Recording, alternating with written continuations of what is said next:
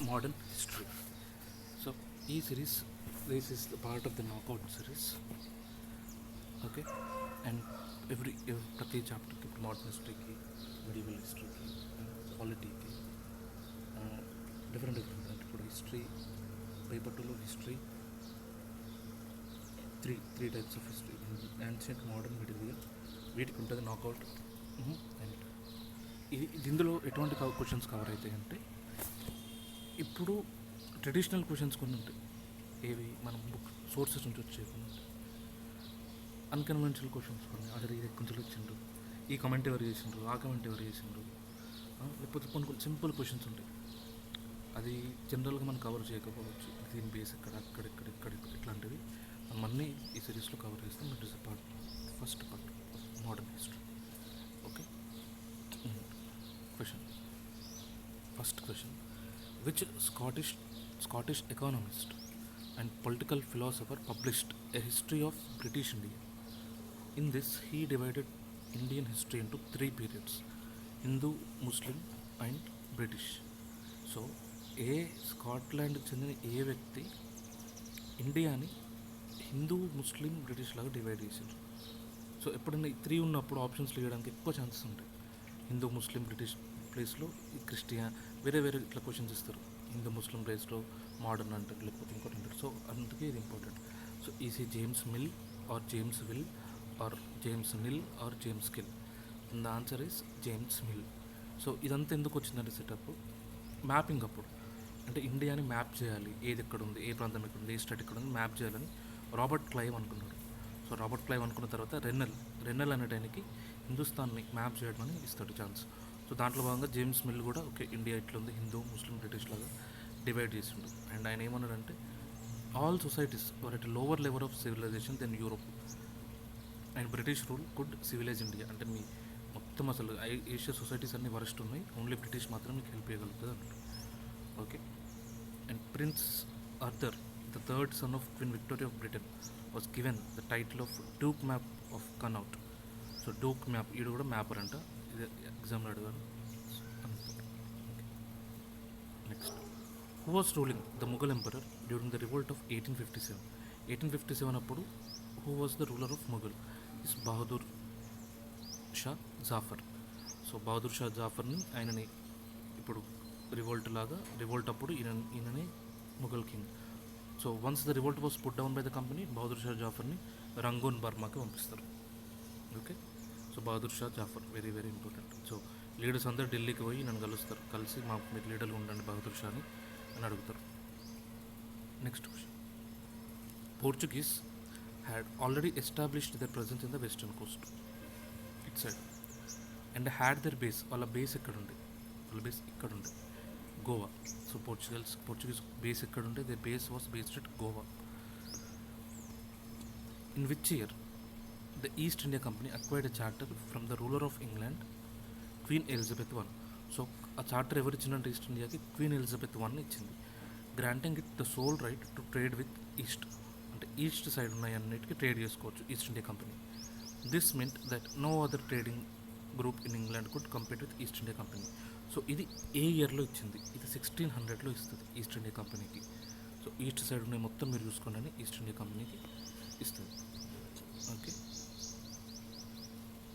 And same అట్లనే ఔరంగజేబ్ కూడా ఒక ఫర్మానా ఇస్తాడు, ఎట్లా కంపెనీకి డ్యూటీ ఫ్రీ ట్రేడ్ ఇస్తాడు Aurangzeb.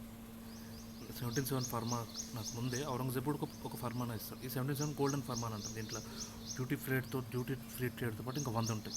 So Aurangzeb only company వాళ్ళకి ఇచ్చిండు, బట్ కంపెనీలో ఉన్న ఎంప్లాయీస్ ఉంటారు కదా, వాళ్ళు కూడా దాన్ని మిస్యూజ్ చేయడం స్టార్ట్ చేస్తారు. The English establish there first factory in Bengal at? So బెంగాల్లో ఏ ప్లేస్లో అండ్ ఏ ఇయర్లో ఫస్ట్ ఫ్యాక్టరీ కట్టిండు?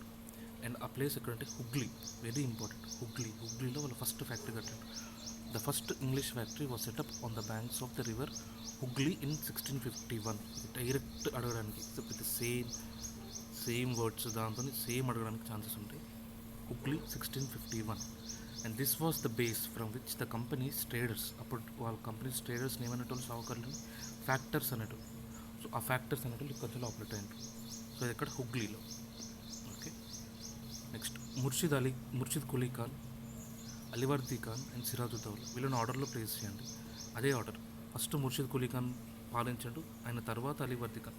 Murshid Quli Khan was followed by Alivardi Khan and then Sirajuddaulah. So Murshid Quli Khan first మాస్, నెక్స్ట్ అలీవర్దీ ఖాన్, ఆ తర్వాత Sirajuddaulah. So 1, 2, 3 order. So C answer. Next, Sirajuddaula during the battle of Plassey first attacked which factory? Very very important. So battle of Plassey start అయ్యేటప్పుడు సిరాజుద్దౌలా ఏ ఫ్యాక్టరీని attack చేసిండు? So he attacked Kasim బజార్ని attack చేసిండు. So Sirajuddaula asked the company to stop fortification, వాళ్ళు ఆపలేదు, and pay the revenues. After the negotiations failed, the nawab march 30,000 soldiers to the English factory in Kasim Bazar. So Kasim బజార్కి ఆయన soldiers తీసుకొని పోయిండు, తర్వాత కలకత్తాకు పోతాడు, ఆ తర్వాత మద్రాస్ రాబర్ట్ క్లైవ్ కింద ఫోర్సెస్ని పంపిస్తారు. అండ్ ఈ battle of Plassey and battle of Buxar తర్వాత కొన్ని చేంజెస్ జరుగుతాయి. సో బ్యాటిల్ ఆఫ్ బుక్సార్ 1765 తర్వాత వాళ్ళకి దివానీ రైట్స్ వస్తాయి. సో డబ్బులు మన ఇండియా నుంచి వాళ్ళకి డబ్బులు ఫ్లో వస్తుంది. So the outflow of gold from Britain slow down of the battle of Plassey. 1757. అంటే గోల్డ్ ఎందుకు మన ఇండియా కంటే ఇప్పుడు వాళ్ళ అవసరాలకి గోల్డ్ సిల్వర్ ఇచ్చుకునేటోళ్ళు, అది అమ్మడం, ఇక్కడ డబ్బులు తీసుకోవడం. కానీ బ్యాటిల్ ఆఫ్ ప్లాసీ తర్వాత ఏమైంది, ఫుల్ డబ్బులు వచ్చినాయి, సో కొంచెం తగ్గింది. అండ్ ఎప్పుడైతే దివానీ రైట్స్ వస్తాయో 1765 తర్వాత ఇంకా అసలు వాళ్ళ నుంచి డబ్బులు వచ్చినాయి బంద్ అయింది. వాళ్ళని నవాబ్స్కి ఇంగ్లీషైజ్డ్ వర్షన్ ఈస్ నవాబ్స్. అండ్ వాళ్ళు ఎంత డబ్బులు వచ్చిందంటే 1772లో రాబర్ట్ క్లైవ్ని ఎగ్జామిన్ చేస్తారు వాళ్ళ కోర్టు చేస్తే, మన దగ్గర ఫుల్ డబ్బులు ఉన్నాయని తెలిస్తే రాబర్ట్ క్లైవ్ సూసైడ్ చేసుకుంటాడు. సో మనం ఎంత చదువుతున్నాం రాబర్ట్ క్లైవ్ హీరోయిక్స్ గురించి, సో ఫైనల్ ఆయన సూసైడ్ చేసుకుని చచ్చిపోయాడు. అట్లుంటుంది setup. So after which battle the company appointed residents in Indian state? So residents అనే కాన్సెప్ట్ ఏ బ్యాటిల్ తర్వాత స్టార్ట్ అయింది? సో రెసిడెన్స్ని ఎందుకు స్టార్ట్ చేసిందంటే వాళ్ళకి మనీ కుప్పలు వస్తున్నాయి. మనీ ఎందుకు వస్తున్నాయంటే దివానీ రైట్స్ వల్ల. సో ఈ దివానీ రైట్స్ ఇదంతా దీని తర్వాత బ్యాటిల్ ఆఫ్ బుక్సార్. సో ఈ రెసిడెన్స్ అంటే ఎవరు? ఎవరు political and commercial agents. So commercial agents ఎందుకు వచ్చింది? డబ్బులు ఉంటేనే వస్తారు, లేకపోతే నువ్వు ఎందుకు ఏజెన్సీని పెట్టుకుంటావు? అట్లా. ఇది very very important question. So which governor general of India forced nawab of Awadh to hand over half of his territory to the company government? అంటే ఇది అవధ్ అయితే ఈ హాఫ్ మాకు ఇచ్చేయమని ఈయన ఫోర్స్ చేసిన అవధ్ నవాబ్ని ఫోర్స్ చేసిన ఎవరు? Very important is Richard Wellesley. So Richard Wellesley is a Governor General and also is a force the Nawab of Awadh to surrender his territory. Okay. Next, Hyderabad was also forced in similar way to surrender some of the portions or some of the territories. Treaty of Seringapatam was signed in 1792. అంటే ఇది ఎప్పుడు? ఆంగ్లో-మైసూర్ war 3లో. ఆంగ్లో-మైసూర్ war 3 అప్పుడు treaty of Srirangapatnam అనేది sign అయింది. Okay. So అది ఎవరు చేసిండ్రు sign? Very very important. ఆంగ్లో-మైసూర్ war, third ఆంగ్లో-మైసూర్ war. So third ఆంగ్లో-మైసూర్ war అప్పుడు మనకి ట్రీటీ ఆఫ్ శ్రీరంగపట్నం అనేది సైన్ అయింది. ఓకేనా? అండ్ సైన్ చేసింది ఎవరంటే corn Wallis. So corn Wallis అనేటైనా ఈ ట్రీటీ ఆఫ్ శ్రీరంగపట్నం సైన్ చేస్తాడు. ఒక్కోసారి క్రొనాలజీ చూస్తే సెకండ్ ఆంగ్లో-మైసూర్ వార్ అప్పుడు వారెన్ హ్యాస్టింగ్స్ ఉంటాడు. Very important. First second ఆంగ్లో-మైసూర్ war అప్పుడు Warren Hastings. So second ఆంగ్లో-మైసూర్ war అప్పుడు వారెన్ హ్యాస్టింగ్స్, థర్డ్ ఆంగ్లో-మైసూర్ వార్ అప్పుడు corn Wallis, and fourth ఆంగ్లో-మైసూర్ war అప్పుడు రిచర్డ్ వెల్లెస్లీ. ఈ 3 ఇంపార్టెంట్. సో ఖచ్చితంగా గుర్తుపెట్టుకోవాలి. సో ట్రిక్ ఎట్లా అంటే,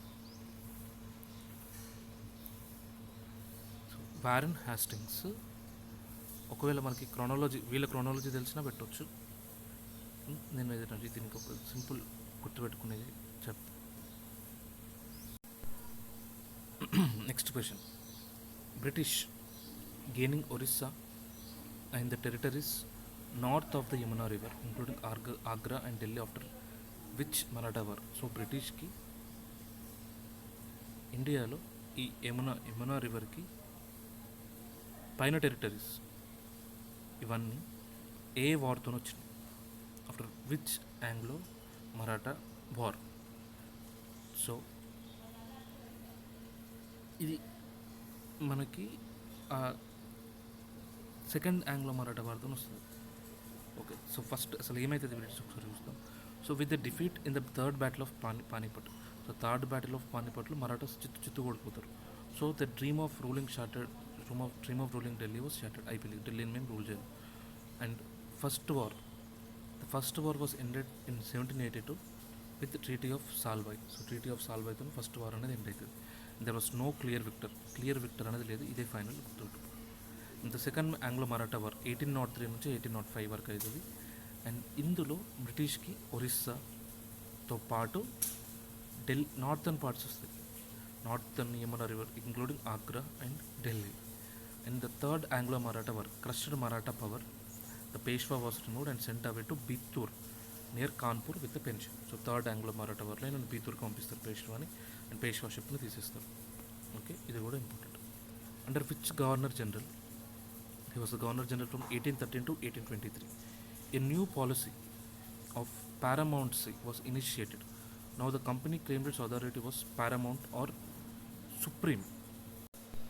సో ఈ పారామౌంట్సీ అంటే ఏంటిదంటే మేము superior, we are the superior power. So మేము ఏ స్టేట్ అయినా అనెక్స్ చేస్తాం. మేము ఈ స్టేట్ ఉందా దీన్ని అనెక్స్ చేసుకుంటాం. సో మమ్మల్ని మించిన సుపీరియర్ పవర్ లేదు ఇండియాలో. అండ్ ఫస్ట్ చెప్పింది లార్డ్ హ్యాస్టింగ్స్. ఈయన ఎఫ్ హ్యాస్టింగ్స్, వారన్ హ్యాస్టింగ్స్ కాదు, ఈయన వేరే హ్యాస్టింగ్స్. ఓకే, కానీ జనరల్గా ఆప్షన్స్లో ఇస్తే మాత్రం ఒకటే హ్యాస్టింగ్స్ ఇస్తారు, లార్డ్ హ్యాస్టింగ్స్ అని ఇస్తారు. Next, when British try to annex the small state of Kittur, it is in Karnataka today, which Rani took arms to led British resistance movement in 1824. So 1824లో కిత్తూర్ ఇప్పుడు మన కర్ణాటకలో ఉంటుంది. ఆమె పేరేం పేరు, రాణి మల్లమ్మన, రాణి చెన్నమ్మన, రాణి ఎల్లమ్మన, రాణి మైసమ్మన. సో ఇట్స్ రాణి చిన్నమ్మ. సో ఈమె మన ఆర్ఆర్ఆర్ పాటల ఎండింగ్ పాటలో కూడా ఉంటుంది, Rani Kittur Chennamma. Okay, so Rani Chennamma took arms and led anti British resistant movement in 1824. And ఆమెతో పాటు చిన్నమ్మతో పాటు Rayanna, a poor chowkidar in Kittur, carried the resistance and destroyed many British camps. Next, ఇది కూడా very very important. East India company became worried about Russia. So Russia గురించి worry it started occupying north west frontier. So ఆ పద్ధతిలో, so in that process ఈ annexation of provinces వీటి order చెప్పండి. ఏది first Afghanistan, Sindh, Punjab, ఏది ఫస్ట్ అనెక్సేషన్? ఇది ఒక సింపుల్ రూల్. ఇప్పుడు ఇటు నుంచి రావాలి, ఇక్కడ ఫస్ట్ ఆఫ్ఘనిస్తాన్ ఉంటుంది, ఆ తర్వాత సింధ్ ప్రాంతం ఉంటుంది, ఆ తర్వాత పంజాబ్ ఉంటుంది. అండ్ సేమ్ ఇదే ఈ ఆర్డర్లో, అంటే దూరం నుంచి దగ్గర ఆర్డర్లో అనెక్సేషన్ అనేది జరిగింది.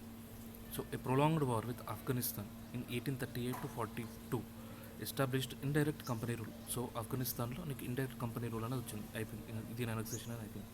So 1 is the first. తర్వాత Sindh was taken over in 1843. So 1843లో సింధుని తీసుకుంటారు అండ్ ట్రీటీ ఆఫ్ ఎటర్నల్ ఫ్రెండ్షిప్తో. And next in line was Punjab, but the presence of Maharaja Ranjit Singh. So Ranjit Singh అనేటైనా అంత ఈజీగా ఇయ్యాడు. సో వన్స్ ఆయన 1839 ఆయన చనిపోయిన తర్వాత ఆంగ్లో సిక్స్ వార్స్ ఫైన్ చేసి అల్టిమేట్లీ 1849లో సిక్ని కైవసం చేసుకుంటారు. Okay, Anglo Sikh వార్స్లో.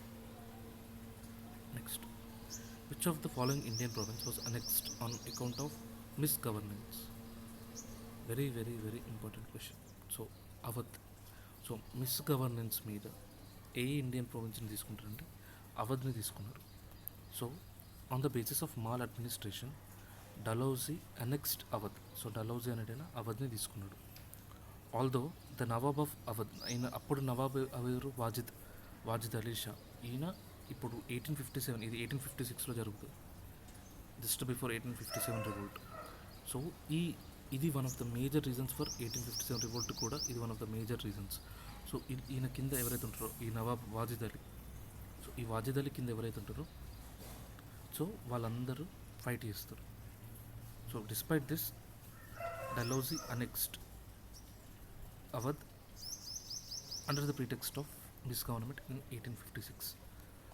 So this plays a major role in subsequent rebellion of 1857. So next, what is Diwani Adalat? And what is Faujdari Adalat established in 1772. Simple, ఇక్కడ మనకి దివానీ అంటే something related to money. So Diwani Adalat అంటే something related to money. ఫౌజ్ అంటే ఎవరు? Police. So something related to police. So civil and criminal courts are రెండు civil and ఇది civil ఇది క్రిమినలా, లేకుంటే civil and civil both are రెండు క్రిమినల్ క్రిమినల్. సో ఇప్పుడు మనీ అంటే ఏంటి? సివిల్కి సంబంధించిన, ఇప్పుడు మనకి డబ్బులు ఎవరైనా ఇవ్వాలన్నా మనం క్రిమినల్ కేసు పెట్టాలి, వాళ్ళ మీద సివిల్ కేసు పెడతాం. సో ఈ మనీకి సంబంధించి సివిల్ కోర్ట్ అండ్ పోలీస్కి సంబంధించి criminal court. Simple. Okay.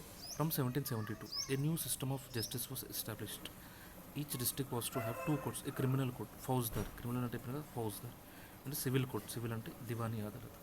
European district collectors ఎవరైతే ఉంటారో the presided over civil courts. And వీళ్ళకి మనీ కావాలి, మనీ అంటే మనకి ఇంట్రెస్ట్. ఇప్పుడు పోలీసులు అదంతా పెద్ద సెటప్ అదంతా పెట్టడానికి వాళ్ళకి అంత ఇంట్రెస్ట్ లేదు. So European district collectors who presided over civil courts మీద వాళ్ళు ప్రిసైడ్ చేసిండ్రు. And criminal courts were under the control of Qazi అంటే Mufti. So Mufti and Qazi. So Qazi అంటే జడ్జి, ముఫ్తీ అంటే ఒక ముస్లిం జూరిస్ట్. ఓకే, కాజీ అంటే జడ్జి, ముఫ్తీ అంటే Muslim jurist. Next additional info. So ఇదంతా 1772లో అయింది. సో మనకు ఒక 1773 మేజర్ ఒకటి అవుతుంది ఏంటిది? Under the regulating act of 1773 a new supreme court was established while A court of appeal. So ఒక అప్పీల్కి కూడా ఒక కోర్ట్ అనేది వచ్చింది, దాన్ని నిజామత్ అదాలత్ అంటారు. సదర్ నిజామత్ అదాలత్. సో ఇది కూడా డైరెక్ట్ క్వశ్చన్ అడిగే ఛాన్స్ ఉంటుంది. సదర్ నిజామత్ అదాలత్. ఇన్ 1775లో 11 pandits were ask to compile a digest of Hindu laws. So అప్పుడు Hindu laws Muslim laws separate ఉంటాయి. వీటిని పర్సనల్ లా ఉంటారు, అంటే హిందూస్ లాగా ముస్లిమ్స్ని ముస్లిం లాస్తో ట్రీట్ చేస్తారు. సో అప్పుడు 1775లో 11 హిందూ పండిట్స్ కలిసి హిందూ లాస్ అనేవి కంపైల్ చేసిండ్రు.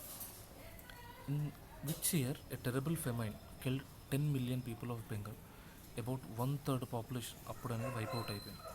సో ఆ బెంగాల్ ఇది ఎప్పుడు వస్తుందంటే మన ఫస్ట్ రెగ్యులేటింగ్ యాక్ట్ వేసే ముందు, అంటే 1770లో వస్తుంది. వెరీ ఇంపార్టెంట్ ఇది కూడా. స్టాటిక్ క్వశ్చన్స్లో అడిగే ఛాన్సెస్ ఉంటాయి. Okay. Next, who was the governor general of India when permanent settlement was introduced. So exam paper తయారు చేసిన కొన్ని ఫేవరెట్స్ ఉంటాయి. ఓకే. సో అట్లాంటి ఫేవరెట్స్లో ఈ క్వశ్చన్ ఒకటి.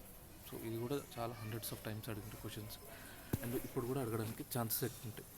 సో పర్మనెంట్ సెటిల్మెంట్ సిస్టమ్ ఎవరు కనుక్కున్నారు, రైతువారీ సిస్టమ్ ఎవరు కనుక్కున్నారు, మహల్వారీ సిస్టమ్ ఎవరు కనుక్కున్నారు, ఈ మూడు very important.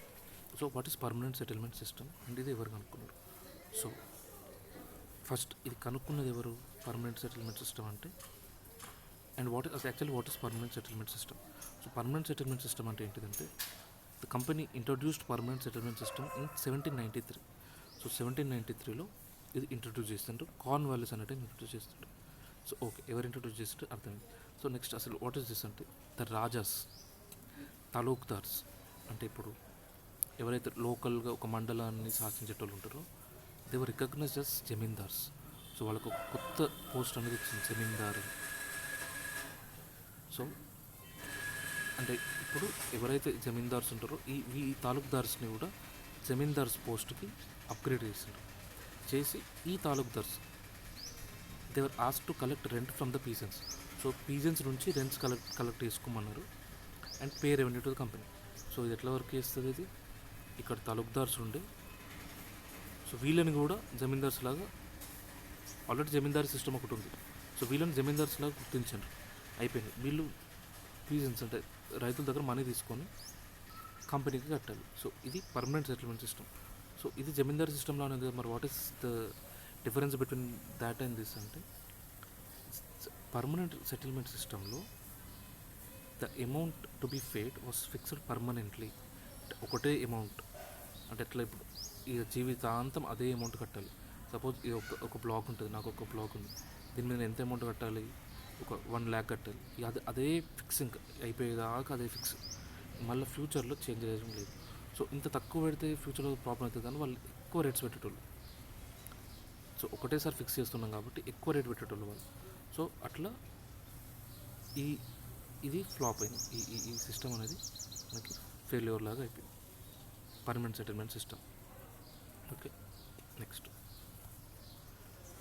In north west provinces of Bengal presidency. Most of this areas now Uttar Pradesh, అంటే మోస్ట్ ఇప్పుడు ఉత్తరప్రదేశ్లో ఉంది. Which Englishmen devised the new Mahalwari system in 1822. So 1822లో నీకు ఎవరు మహల్వారీ సిస్టమ్ అనేది తీసుకొచ్చిండ్రు, వెరీ వెరీ ఇంపార్టెంట్. ఈ మహల్వారీ సిస్టమ్ని ఒక వెరైటీ కొత్త మనిషి తీసుకొచ్చిన ఆయన పేరు మెకన్జీ, హాల్ట్ మెకన్జీ. సో ఇది ఏం చేస్తుందంటే ఇప్పుడు మహల్స్ అంటారు ఊళ్ళలో, ఒక విలేజ్ని ఒక మహల్ లాగా ట్రీట్ చేస్తుంది.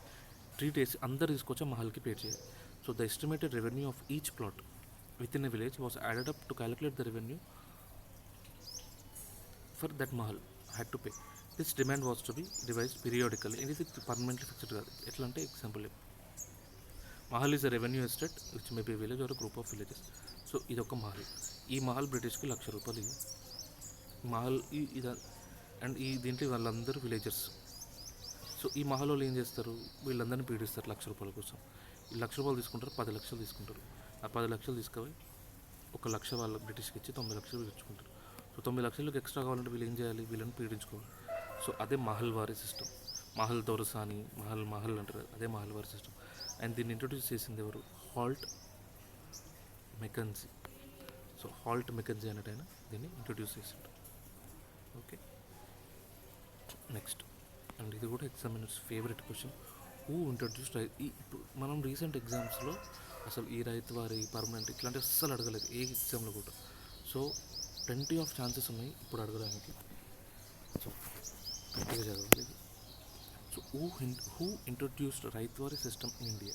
సో ఇద్దరు ఇంట్రొడ్యూస్ చేస్తారు. అందులో ఒకైనా అలెగ్జాండర్ రీడ్, ఇంకొకైనా థామస్ మున్రో ఏడున్నాడు. సో అలెగ్జాండర్ రీడ్, ఇంకొకైనా Thomas Munro. So Alexander Read ఏంటైనా కొంచెం లైట్ దీన్ని ఎట్లా ఒక టెస్ట్ లాగా, ఒక ఎక్స్పెరిమెంట్ లాగా చేస్తే థామస్ మున్రో ఫుల్ స్థాయిలో ప్రవేశపెట్టిండ్రు. ఆప్షన్స్లో ఓన్లీ థామస్ మున్రో ఉంటే థామస్ మున్రో పెట్టాలి. So Ryotwari system was tried by captain Alexander Read.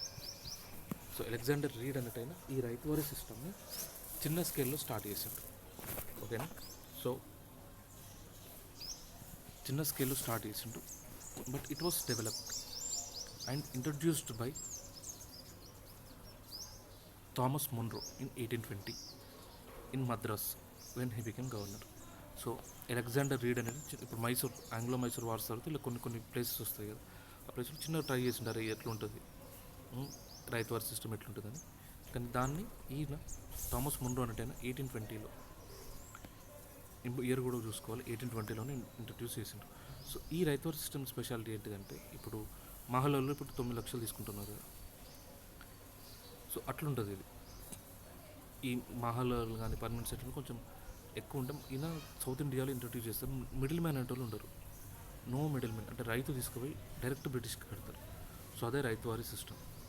So middle man లేని సిస్టమే Ryotwari system. Okay, next last. So I లెన్ the topic with a story.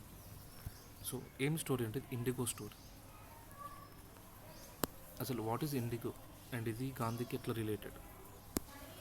So British forced cultivators in various parts of India to produce other crops.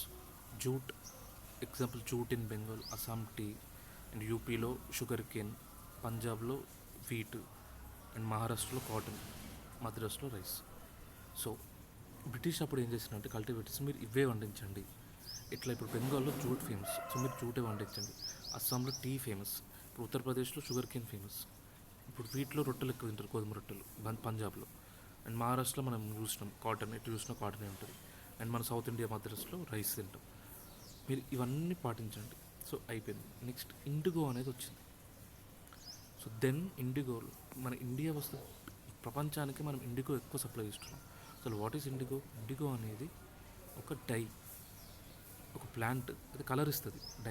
ఒక die లాగా వాడతారు దాన్ని.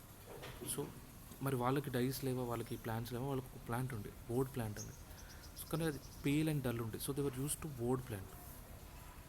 So ఒక్కసారి వీళ్ళు IndiGo చూసిన తర్వాత వీళ్ళ మైండ్ మొత్తం ఇండిగో చుట్టూ తిరిగింది. సో అప్పుడు ఇండిగో కల్టివేషన్లో 2 సిస్టమ్స్ ఉండేవి, నిజ్ సిస్టమ్ ఒకటి అండ్ రోతీ సిస్టమ్ ఒకటి. సో నిజ్ సిస్టమ్ అంటే ఏంటిది, ఇది వాళ్ళు సొంతంగా చేసుకునే సిస్టమ్ ఇది. సో నిజ్ కల్టివేషన్ వీటికి చాలా ఎక్కువ ఎద్దులు, వాళ్ళకి చాలా ఎక్కువ బుల్లక్ కార్ట్స్, ఎక్కువ నాగళ్ళు కావాల్సి వచ్చేది. సో బీగా అంటే ఏంటిదంటే ఒక ల్యాండ్ 1/3 ఎకర్ని బీగా అంటారు. సో సో ఈ నిజ కల్టివేషన్ సెటప్ కాదని అర్థమైంది.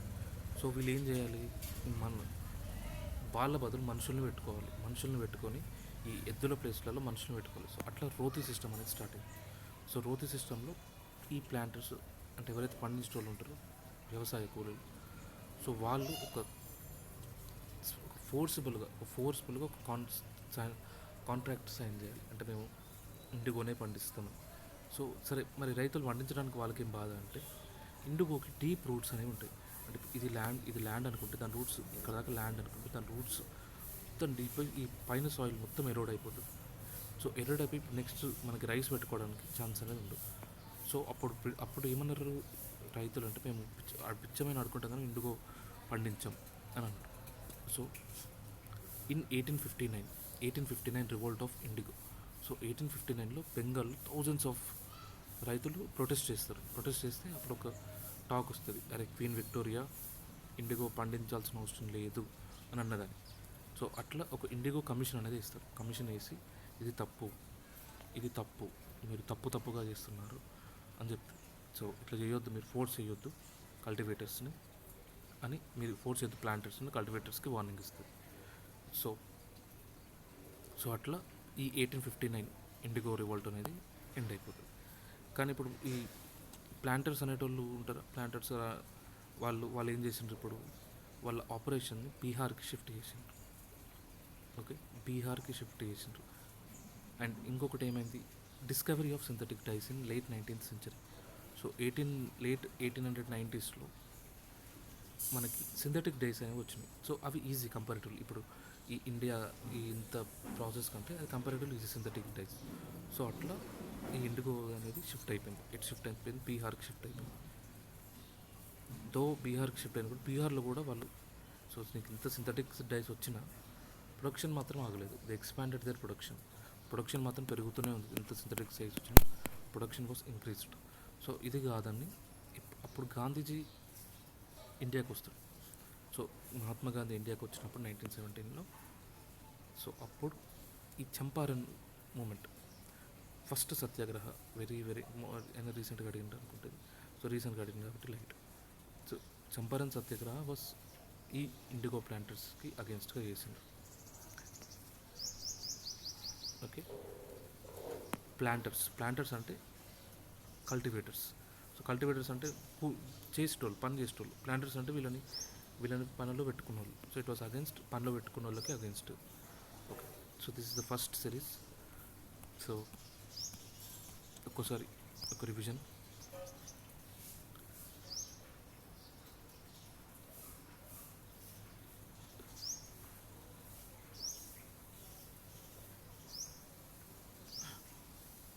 So revision class.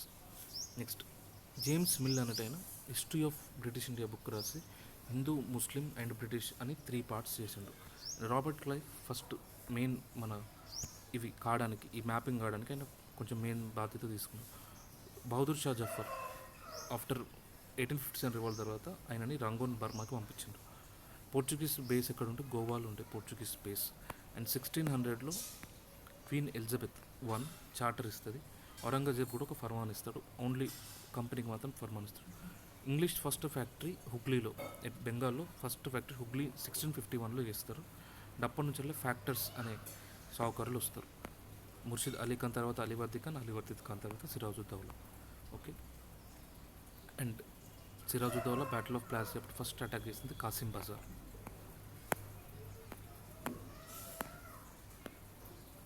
రెసిడెంట్స్ వీళ్ళు కమర్షియల్ ఏజెంట్స్. కమర్షియల్ ఎప్పుడు మనకి అవసరం పడ్డది, బ్యాటిల్ ఆఫ్ బుక్సార్ తర్వాత అవసరం పడ్డది. నవాబ్ ఆఫ్ అవధ్ని ఫోర్స్ చేసి ఆయన హాఫ్ గుంజుకున్నది ఎవరంటే రిచర్డ్ వెల్లెస్లే. మీకు కొంచెం వెళ్ళసలే అని అన్నాడు Awadh. Next treaty of Seringapatam, Anglo Mysore war 3 అప్పుడు Cornwallis. So second Anglo Mysore war అప్పుడు Hastings, third Anglo Mysore war అప్పుడు Cornwallis, and fourth Anglo Mysore war అప్పుడు Richard Wellesley. So Orissa and north to Yamuna, Delhi, Agra ఇవి బ్రిటిష్కి ఎప్పుడు పోయిందంటే ఆంగ్లో మరాఠా వార్ 2 తర్వాత పోతుంది. Okay, third battle of Panipat 1761లో జరుగుతుంది. ఫస్ట్ ఆంగ్లో మారా టవర్ 1782లో జరుగుతుంది. It ended with treaty of Salbai. And second Anglo Maratha war 1803 to 1805లో జరుగుతుంది. It and third Anglo Maratha war పిండారిస్ని క్రష్ చేసిన వారు ఇది 1870 to 1819లో జరుగుతుంది. పేషోషిప్ తీసేసి నేను బిత్తూరుకు పంపిస్తారు. Which governor general Paramount C was initiated. So Paramount C ఎవరి కింద ఇనిషియేట్ అయింది? F Hastings was governor general from 1813 to 1815. Okay. And Chittoor కిన్నమ్మ fight చేసింది against British in 1824. Next first Afghanistan India ఇట్లా వస్తే ఫస్ట్ ఆఫ్ఘనిస్తాన్, తర్వాత సింధ్, తర్వాత పంజాబ్ని వాళ్ళు అనెక్స్ చేస్తారు. అండ్ మిస్ గవర్నెన్స్ కింద డలోజీ అనెక్స్ చేసిన ప్రాంతం ఏంటిది? Awadh. It was annexed in 1856. So ఇది కూడా one of the main reason for 1857 revolt. Diwani Adalat. Diwani అంటే money, so it's civil court. ఫౌజ్ అంటే police, so it's criminal court. So civil court it was collector, European collector, and Faujdar criminal court ఏమో Qazi and Mufti judges వీళ్ళిద్దరు. Next Sadar Nizamat Adalat అంటే అది court of appeal. So ఏ ఇయర్లో famine వచ్చింది? 1717లో ఫెమైన్ వచ్చింది. ఓకే. పర్మనెంట్ సెటిల్మెంట్ సిస్టమ్ అంటే మీరు ఒకటే కట్టండి, అంటే 100 ఏళ్ళకైనా మీరు ఒకటే కట్టండి అని ఒక పర్మనెంట్గా ఫిక్స్ చేసిండ్రు. సో అది ఎవరు చేసిండ్రు? అది కార్న్వాలిస్ ఫిక్స్ చేసిండ్రు ఫస్ట్ 1793లో. ఆ తర్వాత 1820లో ఇంకొకటి వస్తుంది రైతువారి సిస్టమ్. ఆ తర్వాత 1822లో మహల్వారి సిస్టమ్ వస్తుంది. Okay. So Mahalwari system Uttar Pradesh north western front province ఎవరు స్టార్ట్ చేసిండ్రు? మెకెన్జీ అనే టైం స్టార్ట్ చేసిండు. ఒక మహల్ లాగా క్రియేట్ చేసి దాని నుంచి డబ్బు తీసుకుంటుంది. రైతువారి సిస్టమ్ ఎవరు స్టార్ట్ చేసిండు? 1820లో మద్రాసులో ఎవరు స్టార్ట్ చేసిండ్రు? అలెగ్జాండర్ రీడ్ అనే టైం ఫస్ట్ చిన్న స్కేల్ ఎక్స్పెరిమెంట్ చేస్తారు. తర్వాత 1820లో మున్రో అనే టైం స్టార్ట్ చేస్తాడు. ఒక దీనిలో మిడిల్ మ్యాన్ అంటే ఉండరు. అండ్ ఇండిగో స్టోరీస్ ఏంటిది? మీరు ఖచ్చితంగా ఇండిగో పండించాలని కొన్ని ఫోర్స్ చేస్తారు రైతులని. సో అట్లా ఫోర్స్ చేస్తే రైతులు 1859లో రివోల్ట్ చేస్తారు. అంటే ఇది ఎప్పుడు జరుగుతుంది? 1857 రివోల్ట్ తర్వాత జరుగుతుంది. సో 1857 రివోల్ట్కి ఇండిగో ప్లాంటర్స్కి సంబంధం లేదు. దీని తర్వాత 1857 రివోల్ట్ అనేది జరుగుతుంది. సో వాళ్ళు రూల్స్ ఇస్తారు, కమిషన్ ఇస్తారు మీరు చేయొద్దు అని. ఆ తర్వాత సింథటిక్ డైస్ వీళ్ళు బీహార్కి మారుతారు. సింథటిక్ డైస్ కూడా వస్తాయి. బీహార్లో మాత్రం ఫుల్ పెరుగుతుంది. సో అప్పుడు చంపారానికి గాంధీ వచ్చి ఫస్ట్ చంపారన్ సత్యాగ్రహ చేస్తాడు against IndiGo cultivators. So this is the first video of knockout series. And next first time చూసిన తర్వాత ఓన్లీ రివిజన్ క్లాస్ నుంచి చూస్తే సరిపోతుంది. సో రివిజన్ క్లాస్ ఎంత 2 minutes ఏమో వచ్చింది. సో అంతే. ఫస్ట్ ఒక్కొక్కసారి వీడియో చూసిన తర్వాత 2 to 3 minutes every time 2 to 3 minutes తినేటప్పుడు ర్యాండమ్గా డైలీ ఒకసారి అట్లా చూస్తే ఈ నాకౌట్తో యూ విల్ నాకౌట్ ఎవ్రీబడి. సరేనా? ఎగ్జామ్ అయిపోయిన తర్వాత జస్ట్ ఈ నాకౌట్ సిరీస్ నుంచి వీడియోస్ నుంచి ఇప్పుడే చెప్తున్నా, యూ కంపేర్ ద పేపర్, ఏదైతే ఎగ్జామ్ పేపర్ ఉంటుందో అది తీసుకొచ్చి ఈ నాకౌట్ సిరీస్తో కంపేర్ చేయి. అండ్ ఎవరైతే ఇప్పుడు జనరల్ స్టూడెంట్స్ అరే ఇది ఎక్కువ వచ్చింది, అవుట్ ఆఫ్ ద బ్లూ వచ్చింది, ఇది ఎక్కువ వచ్చింది క్వశ్చన్ అని ఏవైతే అనుకుంటారో, ప్లస్ వాటితో పాటు కన్వెన్షనల్ క్వశ్చన్స్ ఏవైతే ఉంటాయో అవన్నీ ఇక్కడ కవర్ అవుతాయి. నేను ఎగ్జామ్ తర్వాత మాట్లాడుకున్నాను. ఓకే. ఈ వీడియో కానీ ఇంతే. సో నా యూట్యూబ్ ఛానల్ని సబ్స్క్రైబ్ చేసుకోండి అండ్ బెల్ సింబల్ నొక్కండి, మీకు నోటిఫికేషన్స్ అనేవి వస్తాయి.